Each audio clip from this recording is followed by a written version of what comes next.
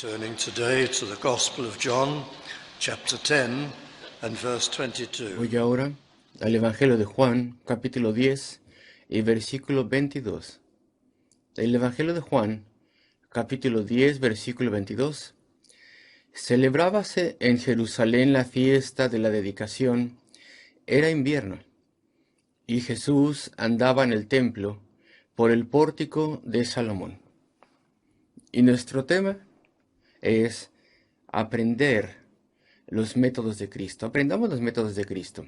Y la segunda parte del capítulo 10 del Evangelio de Juan verdaderamente nos presenta diferentes cosas y veremos estas cosas si tenemos el tiempo. Veremos 7 u 8 cosas en particular, acciones del Señor, palabras del Señor.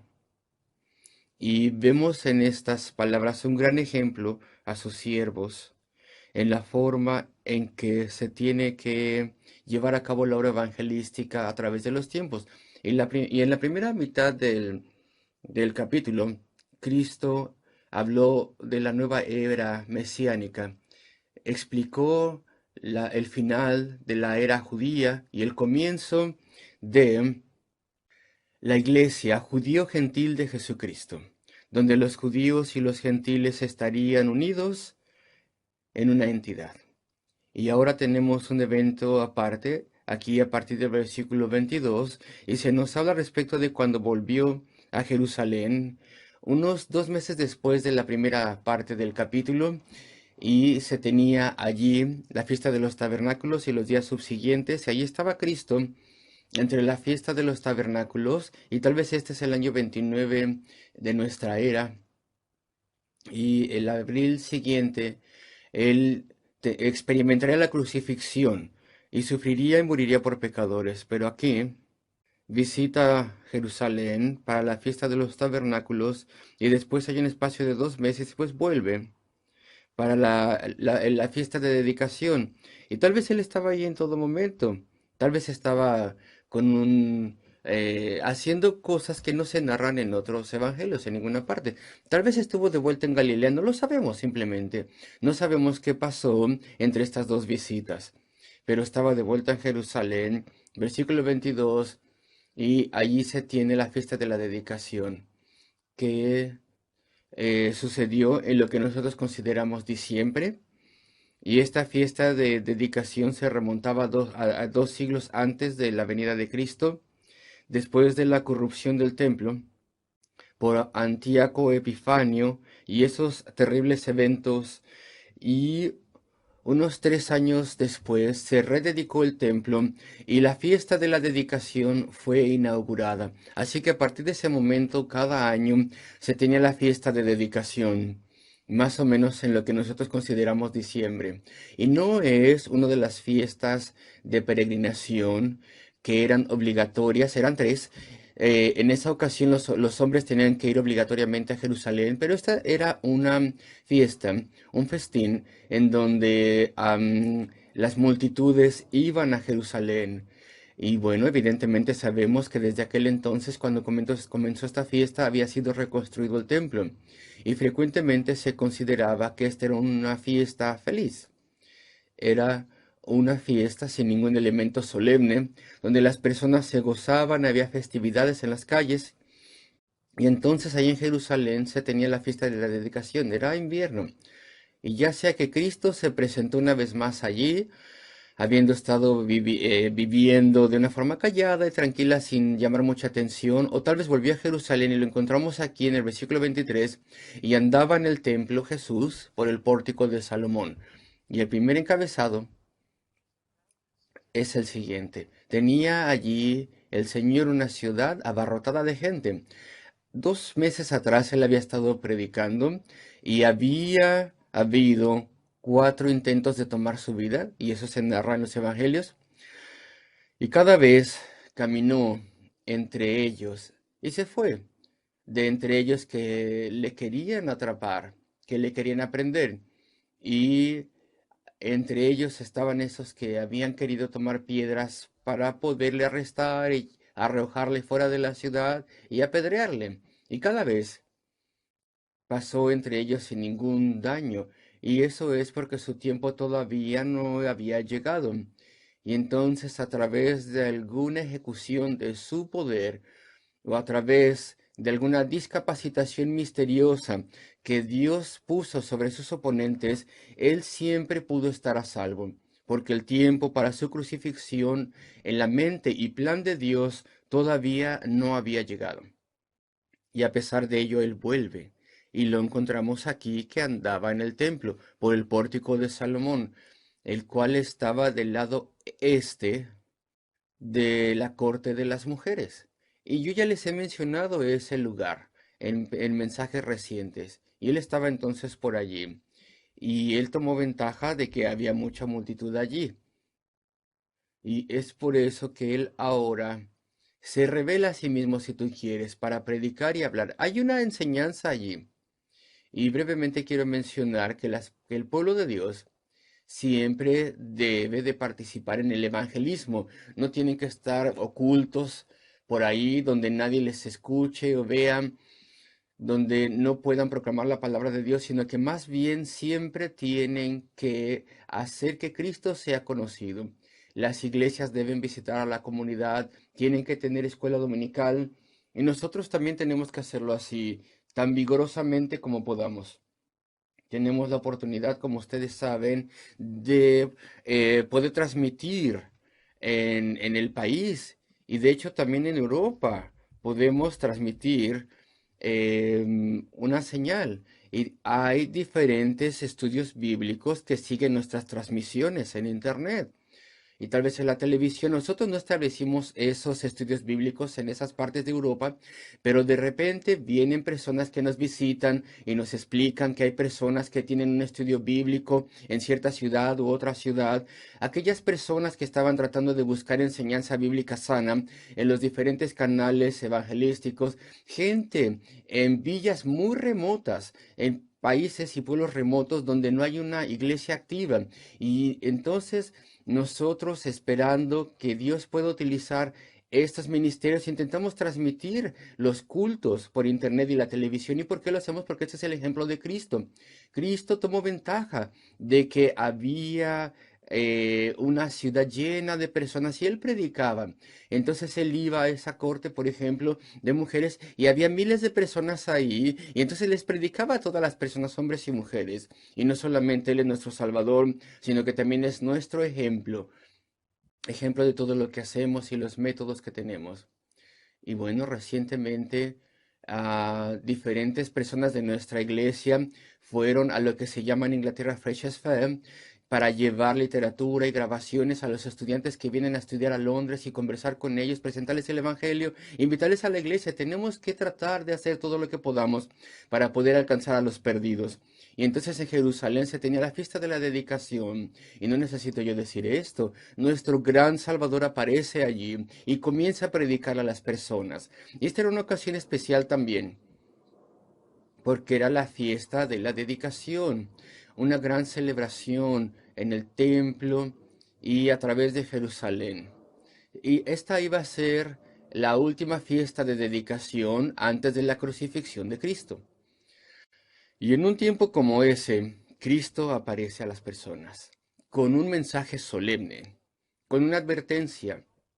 Él no podía permitir que la ciudad siguiera jactándose con un gozo superficial y frívolo cuando estaba la situación en un predicamento tan terrible, porque ese iba a ser la última fiesta de dedicación antes de que Cristo fuera crucificado y después de eso pasarían unas cuantas décadas y en el año 70 de nuestra era el juicio de Dios caería y entonces las fuerzas romanas rodearían Jerusalén y la ciudad y el templo serían saqueados y destruidos.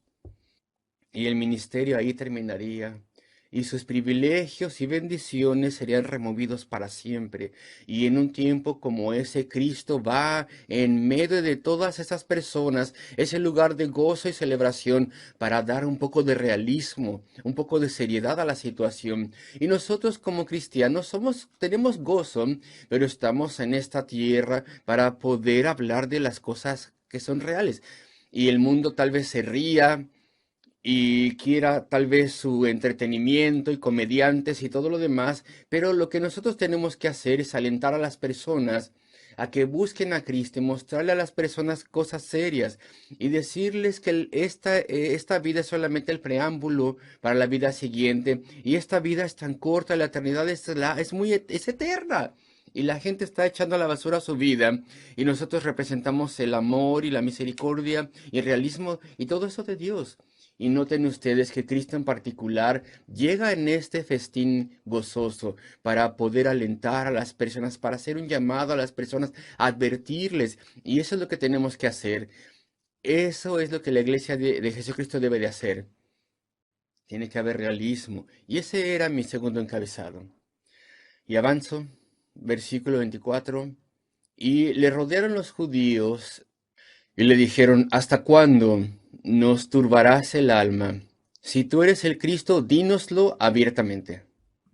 Y mi encabezado aquí es un poquito, tal vez no muy interesante, pero voy a explicarlo. Cristo apareció por una razón. Y este es nuestro tercer encabezado. Esta es una de las razones para mostrar que no hay vida espiritual para los que no deseen tenerla. Y no es que mi encabezado no sea interesante, sino que tal vez va a ser un poquito sombrío. Pero el encabezado es este, es que no hay vida espiritual para que no quiera tenerla. Versículo 24. Y lo rodearon los judíos, y acuérdense que cuando el apóstol Juan en este evangelio utiliza el término judíos, no se refiere a todos y cada uno de ellos, sino a los líderes, los principales sacerdotes, los escribas y los fariseos. Y le rodearon los judíos, los líderes, ¿ok? Y le rodearon. Y nuestra traducción, o bueno, la traducción en inglés tal vez puede ser un poco más fuerte. Dice tal vez en inglés que se pusieron a su alrededor, pero está mejor en español, dice le rodearon. Ese es el sentido. Voy a explicar un poco más. Se pusieron a su alrededor, le rodearon y tenían una actitud amenazante. Ahora estaban intentando llevarle al juicio y ejecutarle. Pero no es así como se presentaron a sí mismos. Dice, y le rodearon los judíos y le dijeron, ¿hasta cuándo nos turbarás el alma? Y si hay veces que se ofrece una traducción alternativa. Por ejemplo, la Biblia de las Américas dice hasta cuándo nos vas a mantener en suspenso. Y eso es lo que dice el griego. ¿Cuánto tiempo vas a tenernos colgando en el aire?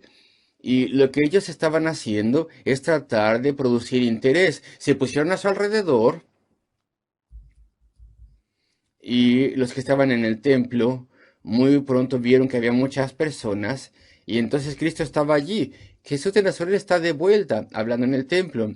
Y entonces estaban los judíos, los líderes rodeándole, y una gran multitud podemos imaginar que también se puso a su alrededor. Y los líderes están tratando de promover interés. Ah, maestro, le dijeron maestro, rabí, o algo así. Estoy expandiendo el pasaje, ¿de acuerdo? ¿Cuánto tiempo nos vas a poner en suspenso? ¿Cuánto tiempo más vas a dejarnos esperando? Anhelamos que venga el Mesías. Queremos escuchar al respecto del Mesías. Queremos escuchar de ti. Dinos claramente. Yo soy el Hijo de Dios. Dínoslo. Y claro, que ellos querían escuchar eso de forma explícita, esa respuesta explícita de Cristo, de modo que de forma inmediata pudieran acusarle con ¿De qué era blasfemo? De que había blasfemado. Esa es la idea, querían atraparlo, a él decir un enunciado explícito. Y entonces promovían interés en la multitud y preocupación. Pero claro que él es el Hijo de Dios. Y él claramente ve sus intenciones. Y le rodearon los judíos y le dijeron, ¿hasta cuándo nos turbarás el alma? Si tú eres el Cristo, dísnoslo abiertamente. Y versículo 25, Jesús le respondió, os lo he dicho y no creéis. Las obras que yo hago en nombre de mi Padre, ellas dan testimonio de mí. Y claro que él les había dicho, siendo bastante explícito en el pasado se los había dicho, e incluso en su sermón anterior, ahí en el templo, hacía 2 meses atrás, y le preguntaban, le cuestionaban, y antes de eso también, a través de los capítulos de Juan, les dice claramente estas cosas, pero no se los iba a decir ese día. No iba a decirles nada más. sino que iba más bien iba a señalar la evidencia en vez de hacer un enunciado explícito. ¿Por qué? ¿Por qué no les iba a decir de forma clara? Pues por dos razones pequeñas y una grande. Las dos razones pequeñas, primero que nada, es que su tiempo no había llegado. Él no iba a buscar que le arrestaran. Esa es una razón. Punto número dos. Si él les decía, pues no le iban a entender en absoluto. Porque en su opinión, cuando el Mesías viniese, sería ese un Mesías político que se desharía de los romanos, pondría un gran ejército y reino, y resistiría a los romanos y les echaría de ahí. Entonces, si él decía, yo soy el Mesías, el Hijo de Dios, entonces dirían, pues, ¿dónde está tu ejército? Él pacientemente había intentado explicarles, pero no lo querían entender. Él decía, yo soy un Mesías espiritual, yo he venido a dar mi vida. Y eso lo leemos en el capítulo 6, en el 8 de hecho. He venido a sufrir y morir. No querían entenderlo.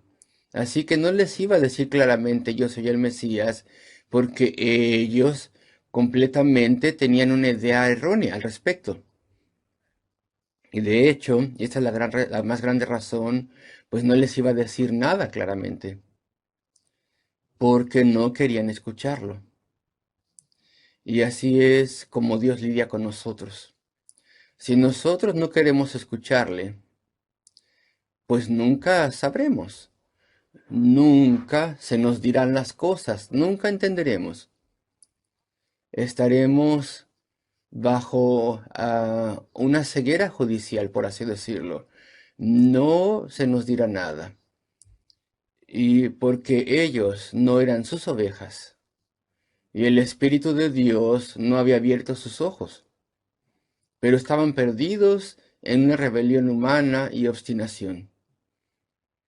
Y entonces no iban a obtener una explicación, no iban a obtener un enunciado claro. Y así es como Dios obra. Jesús le respondió, os lo he dicho y no creéis. No creéis. De forma enfática rechazaban a Cristo, no querían saber estas cosas. Entonces no iban a escuchar nada más. Y antes de que podamos entender,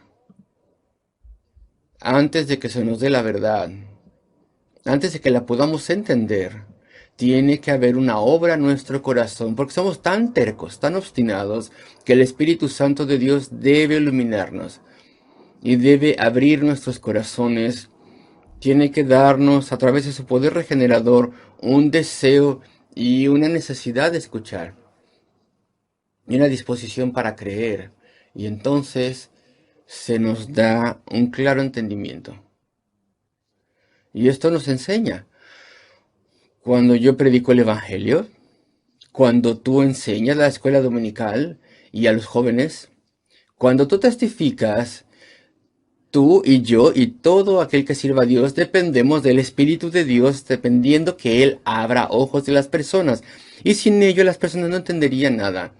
No vamos a nuestro acto de testificación o predicación confiando en nosotros mismos.